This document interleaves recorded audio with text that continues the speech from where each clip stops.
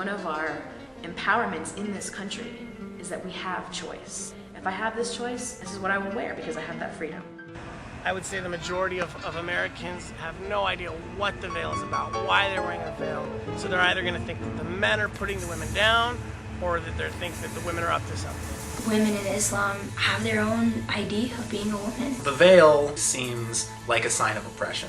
It's like a mask. One day of the year, that's okay. The veil represents a lot of really complex things. Like a shield almost? It's extremely, extremely conservative to the point of being almost ridiculous. So I think it's beautiful. It's oblivious to me. I really don't differentiate a girl with a veil or a girl without a veil. It doesn't repress me and it doesn't offend me. It bothers me because we don't have to wear them here in America. Defying that confuses a lot of people. The woman in the veil, the woman that you can only see her eyes. There's a reason why she's wearing the veil. If she's wearing it because she wants to, go for it. If she's wearing it because she feels she has to, take the damn thing off. Erotically stimulating. Weird and absurd. Otherworldly. Submission? Strange. I don't know.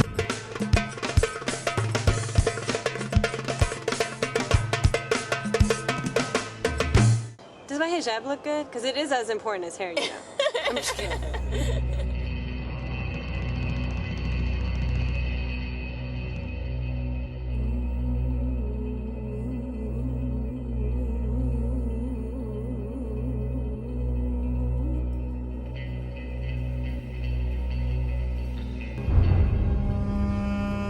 I decided to put on the full veil to see what it felt like to wear it and walk in the streets with it on. I wanted to see what it felt like physically on my body. I even put the see-through layer over my eyes so they couldn't see my eyes. There was a sense of fear, but also a sense of excitement because, wow, what a thing to see this world as if I'm not there.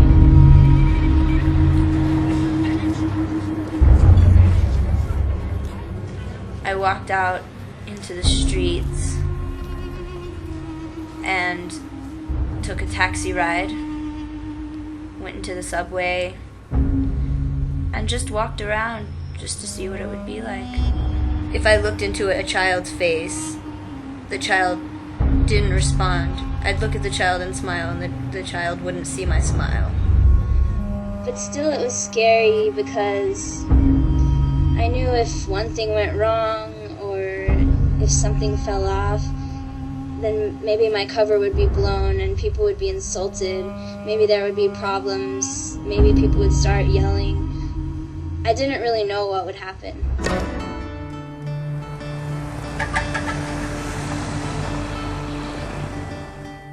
It's really a difficult thing to navigate, converting to Islam as a white woman in Egypt, but I thought about it and I pushed myself a step further and I said, well, you know what? If I can have this experience through Islam, why can't I have it through any other religion that I'm going to try? And so I started to think in that way, and I realized in the end that all religions they serve the same purpose.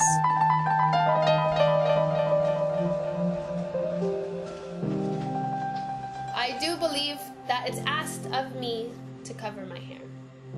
And I am saying no. And that's the battle I am within, is that I'm being told something and I am not following it. So over time, what I can do is try to change little bits and pieces where I am confident and doing things that I believe are right in order to wear the veil. I'm a loud person, I don't think before I speak, so I would hate to be in a conversation and say something that would offend somebody and I'm wearing the veil.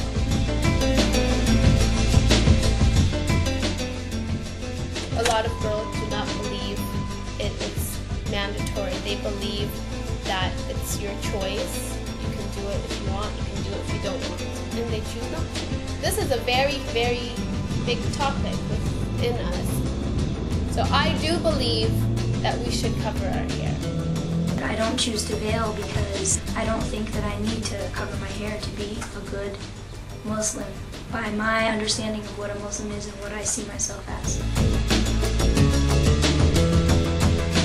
I got my job at K-Rock because I wore the hijab, you know? Like, I emailed them and I was like, okay, I'm covered from head to toe, I wear the veil, I'm Muslim, but I really love rock music, and I'm a radio production major. Please, can you give me an internship? And they were like, what in the world are you talking about? I do think it's a very bold statement to wear a veil in the United States.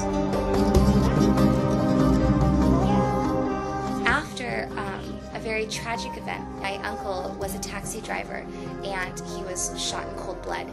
That really triggered me into not wanting to live with regrets. I put it on the day of the funeral and I left it on ever since.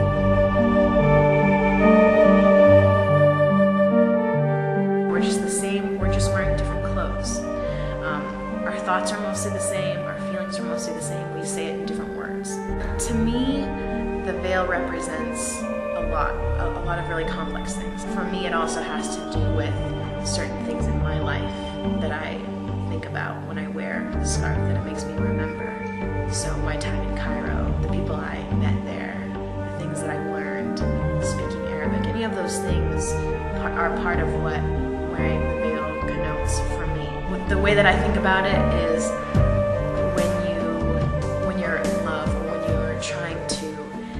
when you're trying to explore something with your whole heart and your mind and your body together. I became a Muslim because Islam embodied many of the things that I already believed in, and because it seemed like a perfect fit to me. She picks and chooses the parts she likes of various religions. I think that she's a little bit conflicted. I think people are very confused when they see me and they try and figure out who I am and what I'm about and what I believe. When I tell people that I'm a Muslim, I know that I'm not the same kind of Muslim as they think of or they might imagine. I knew that I could wear the hijab. It is another way of non-conforming. We're trying to reclaim our identity. Maybe because we feel as though that religious identity is being threatened. I'm a hybrid mix of all the interests I've had and all the cultural minglings in my life, and I will continue to evolve. Like, if I took off my veil, it's like you took off my arm or something. I do believe that wearing the veil in America is a handicap, but it's not a handicap that cannot be fought.